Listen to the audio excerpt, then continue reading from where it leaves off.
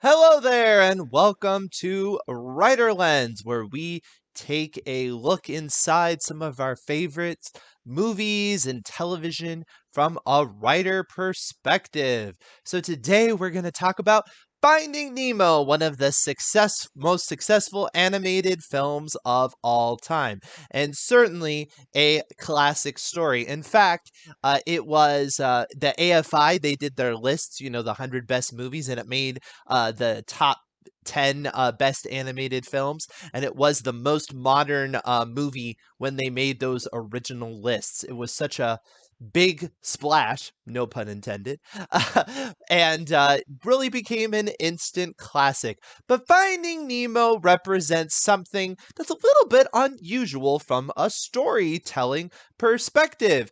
As audience members, we often see hero journeys, we see protagonists, they stand on their mountaintop, or, they sing, when's it my turn, when I love, they sing about what they want. And then at the end of the movie, they get what they want. Well, this is not a situation where that happens. This is a movie where the protagonist doesn't get what they want, and yet we still think of it as a happy ending. We still think of it as an enjoyable film. It certainly doesn't feel super tragic. So, what is going on here? How are they pulling this off? How are they making this tweak to the format? Well, in order to talk about this, we're going to have to get into some terms. We're going to have to talk about a protagonist. The protagonist, of course, is the main character, the driver of the action. Now, the main character of this film is really Marlin. He is who the story is about. And you could say, isn't it about Nemo? No, it's about finding Nemo, right? And who's finding Nemo? Marlin. Something needs to change in his life, and he wants something. Now, what does Marlin want? Marlin wants to keep Nemo safe, right? This is really a love story, more or less. But Marlin is very he's very obsessed with keeping Nemo safe. He wants to keep him basically in bubble wrap. And that's because the movie presents us with the tragic beginning where his wife and most of his children die. They get eaten by a barracuda. It's a rather dark opening. And in fact, that was not necessarily the original opening of the film.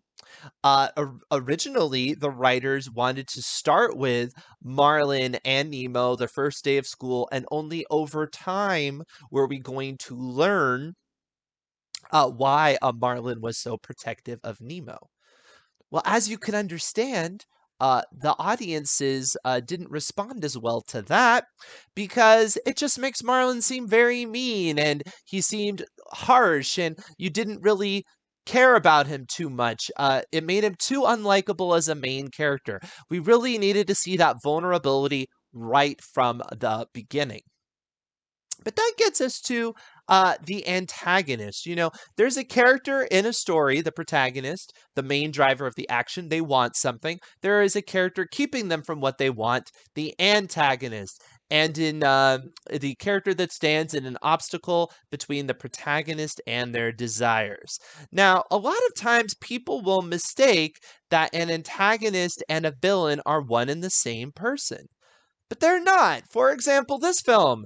The antagonist is actually Nemo, because who wants something to happen to Nemo more than Nemo? And yet, Marlin doesn't want anything to have happened to him. What he wants is for Nemo to be completely safe. What Nemo wants is not to be completely safe. He wants to actually live his life. So he's not the mustache twirling villain.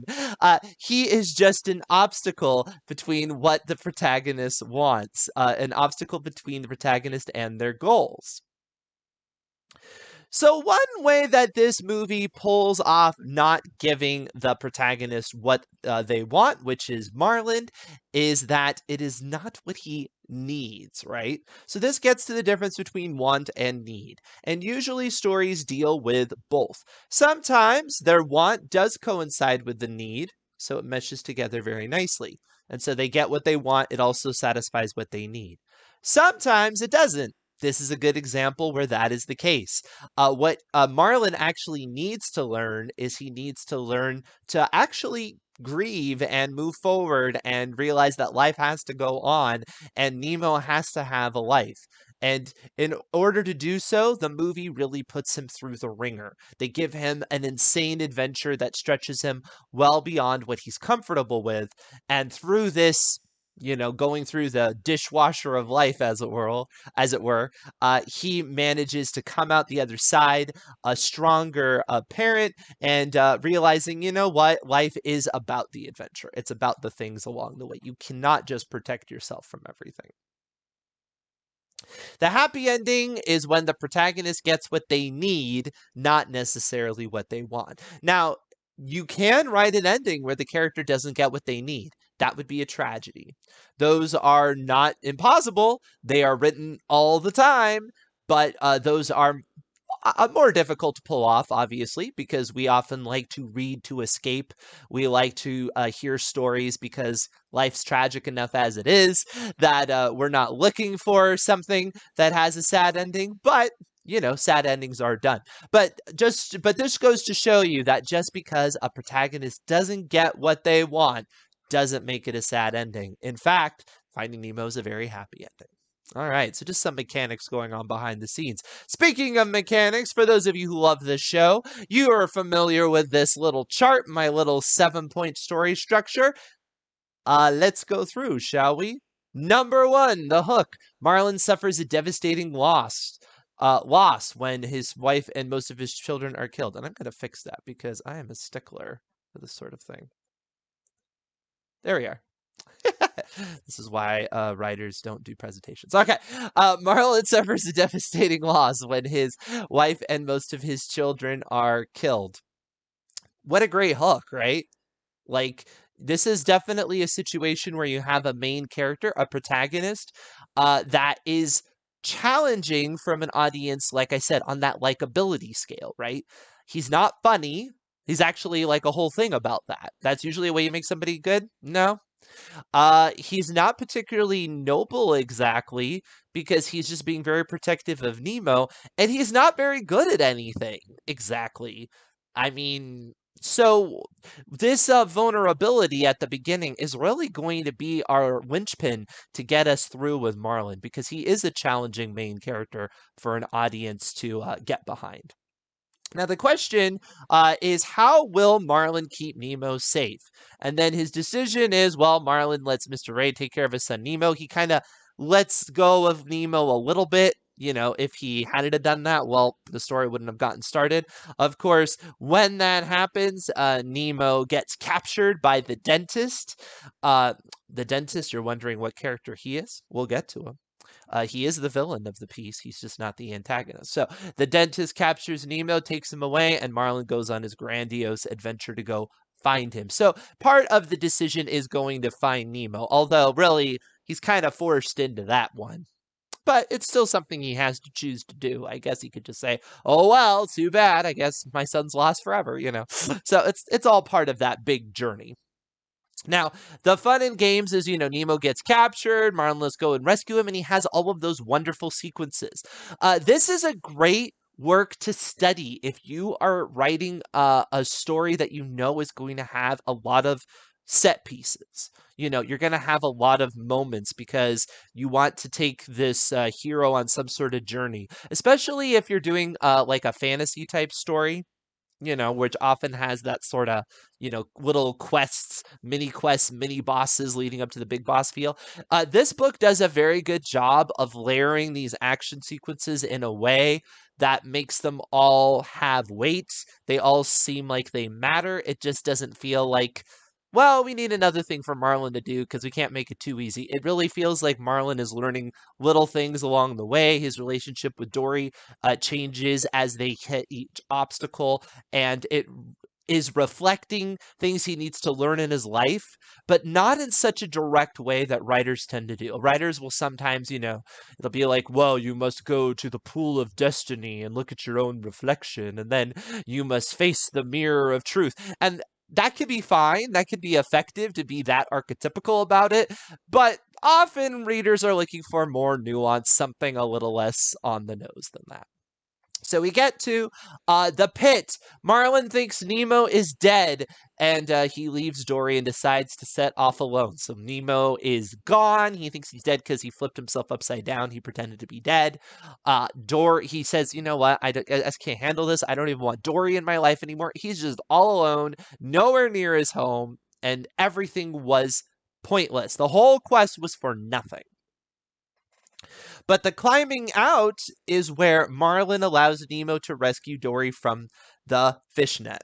And this is a way you can know that the dentist is not the antagonist. This is a little trick. So if you're ever not sure, mechanically speaking, what's going on, if the villain is defeated and the movie is not basically over, the villain was not the antagonist. In this situation, the dentist is thwarted, earlier, towards the end, right at the beginning of the end of what would be called the third act. Um, Nemo escapes, but Marlin has nothing to do with that. He just shows up and Nemo's already escaped. And then there's this whole big swarm of fish that are getting caught up in the net, and Marlin has to allow Nemo, who is the antagonist, to actually live his life. He has to let the antagonist win. And that is what causes the movie to be over. Now, it's funny because the first time I saw this movie, that sequence it didn't feel tacked on. I could tell it was there for a reason, but I didn't fully appreciate it until I really thought about it mechanically. Because I'm like, well, why did they have that whole thing with the fish and the swim down and all that? But when you look at it mechanically, it makes a lot more sense. And then finally, at the end, the new world is Marlin now is at ease, allowing Nemo to go have an adventure. That's his final line. Go have an adventure. He's had an adventure, and now it's time for his son to have an adventure. And by allowing Marlin to go through that adventure, he really can pass that torch. He can pass that knowledge. He can also realize that as dangerous as a place the ocean is, it's also a wondrous place, and it is worthy of exploring and discovering and all of those things. All right, so let's take a look at these characters. Now, this isn't an exact science with a movie like this. This is very ensemble-y, for lack of a better word. There's a lot of characters involved in this, and the movie also jumps point of views all over the place. So, but this is how I would basically track it. So you have Marlin as the protagonist, like I said. Nemo is the antagonist. Dory is the relationship character. Those are very obvious. Dory is the character that has to explain to Marlin, it's a funny thing to promise Nemo nothing will happen to him, because if nothing will happen to him, then nothing will happen to him. Isn't that a little silly? Yeah, it is a little silly. Now, the distraction character, being the dentist, he is the ultimate representation of the danger of the ocean that Marlin is so concerned about. What is Marlin thinking will happen as soon as Nemo goes out to sea? Something awful. Well, that's something awful. So it represents the opposite point of view of Dory. Now, you have other characters. You have Crush and other characters that are just kind of the support. They're along for the ride. They're just to give motivation to Marlin. Marlin's story doesn't really have a true opposition character. There isn't a character that is just, everything's going bad, this is just a bad idea. But on Nemo's side, you do have Gurgle and some of the other Deb and Flo a little bit, but Gurgle specifically is like, I think you're nuts. This isn't going to work. This plan is stupid. None of your plans ever work. And then you have Gil, the one who's always trying to think of a plan. He's reasoning it out. And you have Peach, who's kind of that emotional connection. As soon as Nemo comes out of that filter, she's like, don't make him go in there again. She's thinking of his emotional needs. So that's one reason why I think you can have all these characters floating around. No pun intended. But none of them feel superfluous. They are representing different thoughts about the world at large. All right, so let's get into the script a little bit. So the very beginning is interesting because you may have missed this over your views, but the movie makes it quite clear that when Marlin and Coral are at their new place, that it's actually Marlin's fault that everything happens.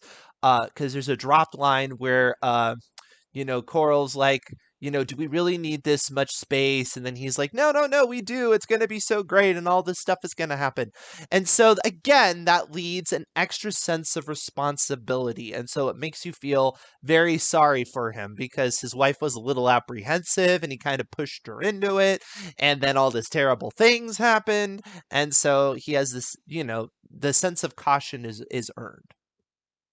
And this is a good piece to look at in terms of something that's basically a prologue. There's a big time jump in between the first scene and the later scenes. However, it works really well because this is going to be the motivating factor of the entire story. It's also something that is a show, not a tell, of course. You are seeing what happened to him. You're seeing, his excitement originally of being out in the big blue and then his apprehension when it just went horrifically. And this is where you have that line, I promise I'll never let anything happen to you, Nemo, which, and the daddy's here, daddy's got you, which they're going to parallel. They do a few nice parallels like that. That's one where you'll see him do it at the beginning. You'll see him do it at the end when he gets to Nemo at the net, although at that point, his view of Nemo has changed a little bit. So you can see that growth. All right, so we also have some interesting foreshadowing here when Nemo and Marlin are going to school. Nemo's like, maybe I'll see a shark, and Marlin's like, I doubt that. And he says, have you ever met a shark? And Marlin says, no, and I don't plan to. And then Nemo says, how old are sea turtles? And Marlin's like, sea turtles? I don't know. And so this is a way for the writers to get out of the way that Marlin is very not capable of the journey he's about to do. He's about to meet all of these things that he has no experience with, no knowledge of, and it's a nice little foreshadowing because, most people are going to figure out, well, they're bringing all this up. I wonder if this is going to happen. So it's a nice way to kind of clue in the audience that there's some fun stuff coming. Guess what? There's going to be sharks and there's going to be sea turtles. Guess what? So Marlin drops off Nemo, and at first he's all right, and then one of the fish says, "I had a tough time when my oldest went out to the drop off," and then he says, "The drop off? They're going to drop off? What are you insane? Why don't we just fry them up now and serve them up with chips?" And then I like the whole where he's like, "Don't tell me to be calm, Pony Boy," and the guy's like, "Pony Boy," and he's like, for a clownfish, he really isn't that funny. Pity. I just like those little moments they're adding in to a scene like this, that little buttoned up where he's not a very funny clownfish. They have this idea that clownfishes are supposed to be hilarious, and now really not all that funny. All right, so here's the scene where things get real, right? Because Marlin is out there with Nemo. And Nemo makes his line, just because you're scared of the ocean. And then, Marlin says, you think you could do these things, but you just can't, Nemo. And this is a line that's also going to come back.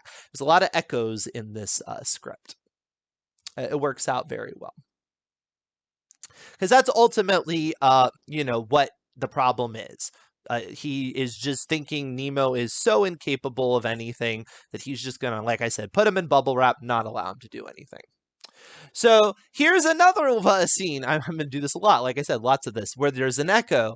The first time where you see Dory, Marlin is knocked out, and Dory kind of approaches from above him, like an angel, coming from above. And she's all like, there, it's all right. It'll be okay. And we're going to see that's going to come up again in just a moment. Well, not in just a moment. In just a moment in the show, not just a moment in the movie. So we have the scene with the sharks, and again, this is just an action sequence. It's a way for Marlin to level up, as it were, because he starts out not capable, not very knowledgeable, not the heroic character that his son needs him to be in order to respect him, and then also for him not to have that experience so that he can not only surrender his son to the adventure of the ocean, but he does it fully understanding how dangerous the ocean is, right? He's not ignorant. He does it after having this crazy adventure. So the crazier the adventure it is, the more of a sacrifice it is at the end when he's telling his son he can have an adventure.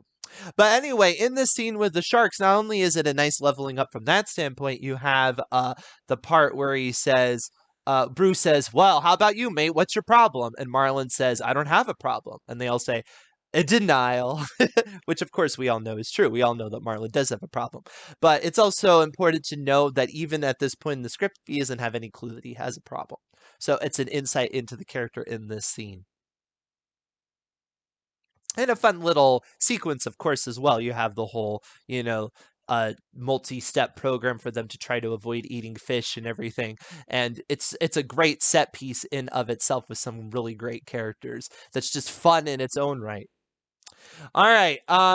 So then we have a really good time lock. So it would be all too easy to put Nemo in the tank, and of course Marlin's going to be driven to Nemo. Because why wouldn't he be? He's kidnapped. But what makes it even better is a ticking clock. So you have the dentist where he has a niece named Darla, and she's going to be coming. She's coming there on Friday, which I guess is just in a few days because I don't think the movie specifically tells us what day of the week it is. But that means it's this week, so it's just a few days away. And she knows, that that's basically imminent death because Darla is abusive to fish. And so therefore Nemo's a goner. So Nemo not only should Nemo escape because Marlin wants his son back, but he's going to be dead, so that's a way to ratchet up that tension for sure. Now, Dory is a relationship character with a really great quirk. It's brilliant. Okay, so Dory is the relationship character that has to explain to Marlin that Nemo, needs to live a life. He can't just be in bubble wrap. He needs to be able to explore. He needs to be able, that's not any sort of life. But it's almost a disability, is memory loss, short term memory loss. And it makes sense in a way because a character that doesn't have memory doesn't really have any problems. And that's something that they bring up in Finding Dory, no memory, no problems, which does a great job actually with another interesting main character in that because, you have a essentially middle-aged woman with a memory problem as the protagonist for a film that is heavily targeted towards children. So talk about, thinking outside the box and writing unusual protagonists that are really cool voices to hear from.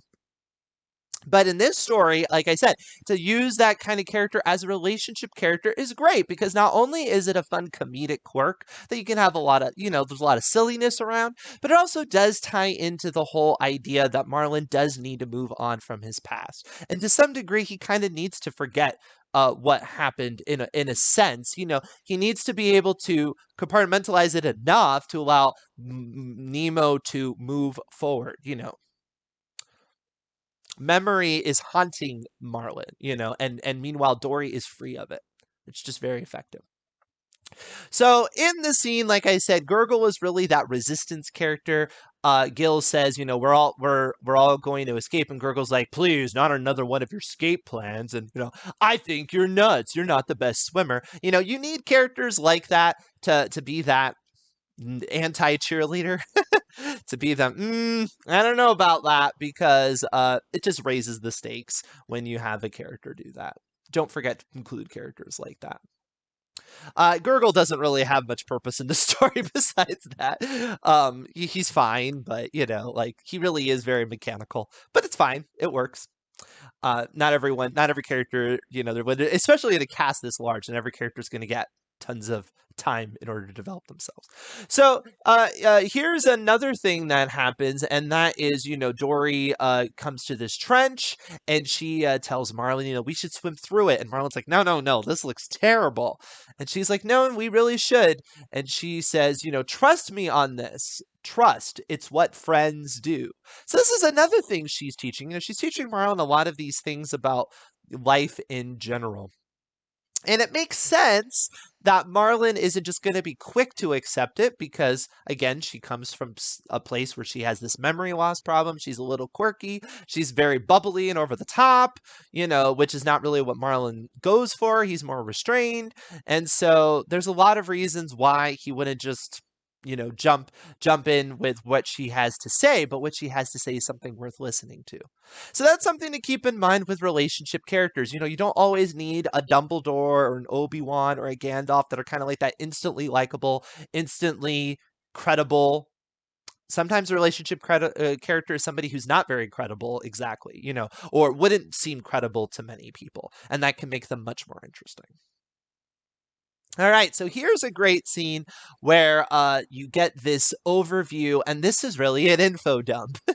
This is where Marlin is telling his story to all of the turtles, and through him telling the turtles, they tell other characters, and they tell other characters, and this message gets passed along. Now, in the movie, they understand that if you just sat there and you just listened to Marlin tell his whole story of what you just saw in the movie, that would be really boring. It reminds me in the Muppet movie where they're like, we can't do that. It'll bore the audience. You got to pull out your script. They pull out their script and they catch up where they are.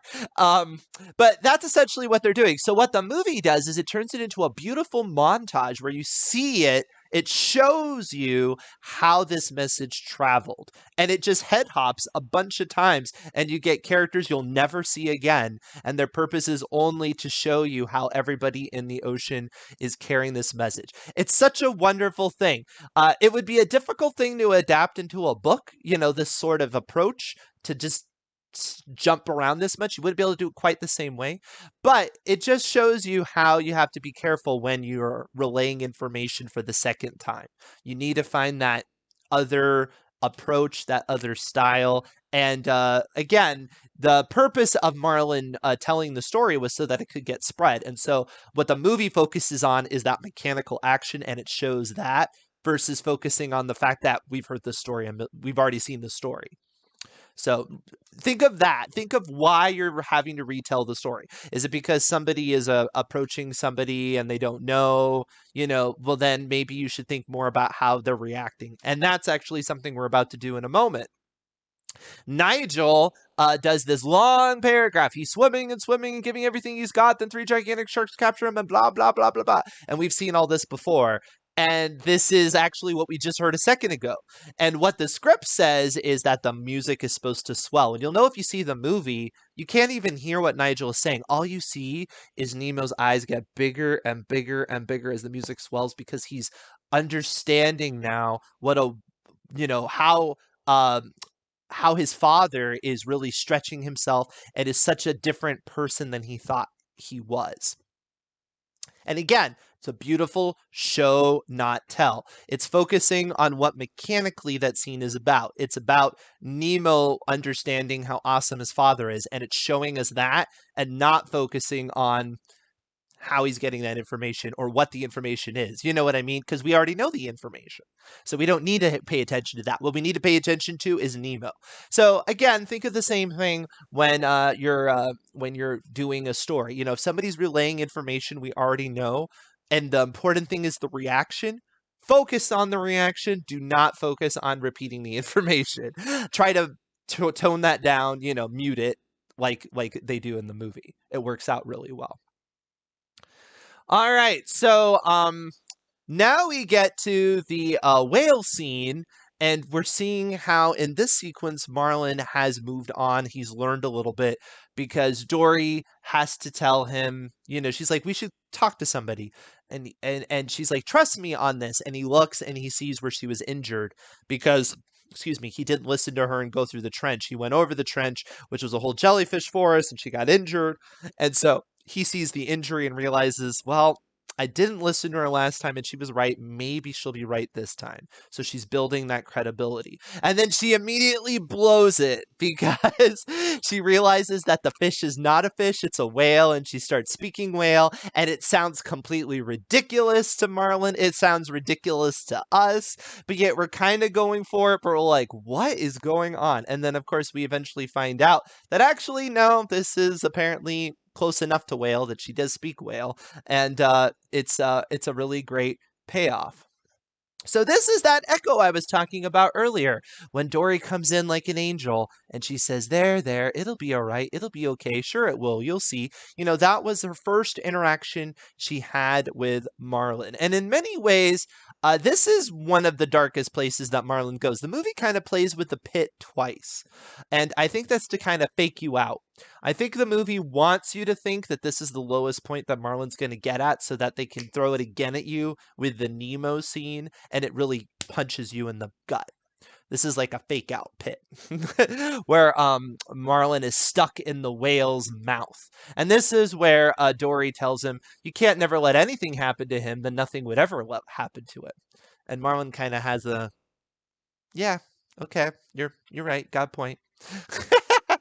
So, and this is where you can see that Dory is really an avatar for Nemo in a lot of these conversations. The movie, maybe a little bit too much of a 2x4. Not my favorite, but it works. So I guess I can't complain too much. For me, it's a little on the nose when Marlin is like, you can't speak whale, and Dory's like, yes, I can. And he says, no, you can't. You think you could do these things, but you just can't, Nemo. Like, you know, for a moment, he thinks he's talking Nemo.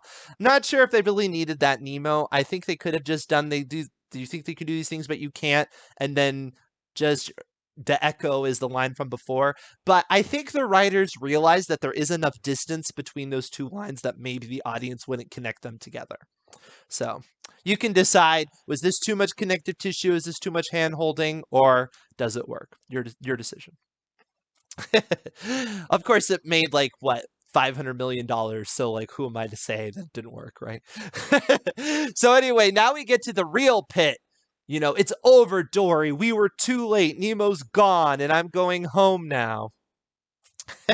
I like that. Just keep writing. Just keep writing. Very much. Yeah, you know. Well, I mean, the good thing about Dory as a writer is, you know, you don't forget all those mistakes you make along the way, right? So then when you go back, you're like, oh, yeah, this isn't quite as good as I expected. All right.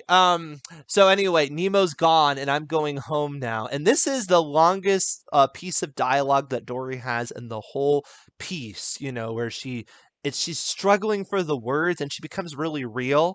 And you know, this is not just a comic relief character. This is not just the wise old sage character. This is a very rounded humanistic character, you know, because this is somebody that has their struggles. They're not perfect. They have knowledge that Marlin really needs to learn, but there's other things that Marlin is helping them too. And there is a symbiotic relationship going on and they don't want to lose it. And the fact that Marlin is just going to drop it is so sad. Like the scene is so sad to me every time, especially because at the end when Dory's like, please, I don't want this to go away. I don't want to forget, because she knows that, you know, Marlin has become this little linchpin, this, you know, comfort that is allowing her to think clearer. And by leaving, he's just going to leave her in a fog. And it's really actually rather mean of Marlin to do so. But again, I think the fact that we understand the depth of the grief that Marlin has, the depth of responsibility, makes us not, you know, completely turn against him. Now, I will say, I do know some people that don't respond well to this film. And the reason they don't is because they just don't have enough compassion for Marlin. They find it difficult because he is a little difficult. So just be aware of that when you write those sort of characters. It will make it maybe stronger, more sophisticated, more interesting to some people, but you do run the risk, you know, whenever you make a character and that likability scale, you know, however less likable you make them, you run the risk. You run the risk. Risk reward ratio. You got to factor this out. So anyway, so you get this fun little fake out with Nemo, because Nemo ends up escaping, and Nemo meets Dory. I'm Dory, I'm Nemo, and she's like, Nemo? That's a nice name. And you're like, oh, so close. And it's such a fun little writer thing to do, because you know that they're going to give that to you, right? You know that she's going to put it together because, you know, they've been building up to that. You know how these sort of stories work. You want that to be the case. You want Dory to remember. So you're so rooting for it. And it's like, ugh. So it's a nice little try-fail cycle. I talk about those. Something that's worthwhile, that's a worthwhile victory, doesn't just happen on the first try. So they make it not happen on the first try. She doesn't remember.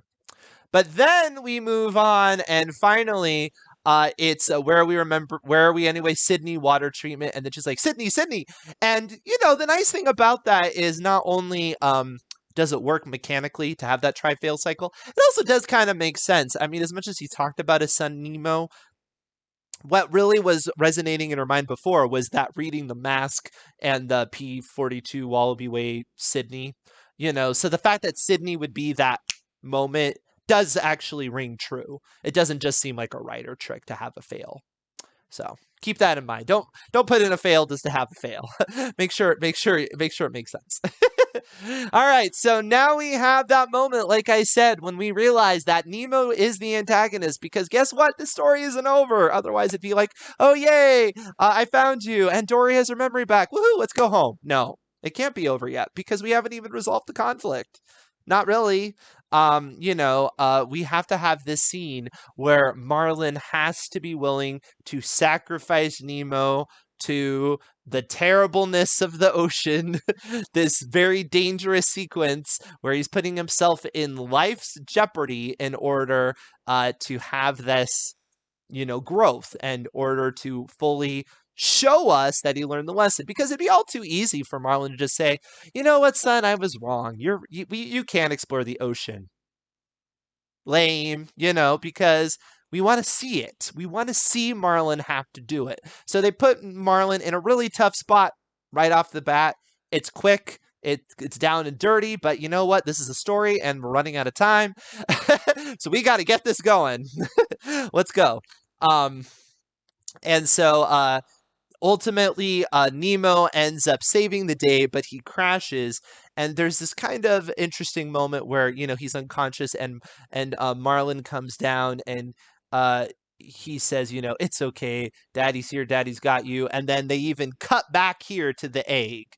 Now, again, did they need to do that? Probably yes, I would say. I would defend this one more than the one in the whale because we just have so much distance. That was like the first scene in the movie. So even though it's a great echo, and people like me that are audio learners and have a weird knack for learning dialogue really quickly would be like, oh yeah, that's what he said at the beginning of the movie. Most people wouldn't. And so to make sure you really resonate that symmetry, they're connecting it. And then again, this is a movie that's for all ages. You might not feel the need to do this quiet as hand-holding connection for the audience. But again, it makes really beautiful symmetry. Symmetry is nice. We like symmetry. It's pretty to look at. Stories with symmetry are very nice as well. So, and then we have the callback to, I don't hate you. And that's so sweet. And then he says, I'm so sorry, Nemo. And that's more or less the context of the conversation. You don't have to have Nemo, Marlin, in this moment say, yeah, you know what, you can explore, and I've been too harsh and all that. All he has to say is, I'm sorry, because we showed that he changed. And that made it so much better. And you don't have to take the time to just have a long, drawn-out conversation. They immediately go into a conversation that's a callback to, Sandy Plankton said that sea turtles only live to be 100. And he's like, oh yeah, well, you don't think I know as much as Sandy Plankton? And they're just getting back to a normal relationship. So ultimately, here's the end where Marlin says, so go on, have an adventure. And then Dory's like, bye, Elmo. And he says, Nemo. And then she says, bye, Nemo. And he says, bye, son. And that's the end of the film. And again, like I often talk about, it maybe sounds like a broken record, but this should resonate with you. The protagonist defeats the antagonist, shakes hands with the relationship character, close curtain. Look at this. It's nice, right? It's bang, bang, bang, done. Beautiful. Beautiful. A plus. But because you have, in this case, the antagonist actually wins against the protagonist. But same thing. You resolve the conflict between the protagonist and antagonist. You shake hands with the relationship character. Boom. Close curtain. Beautiful. What an impactful ending.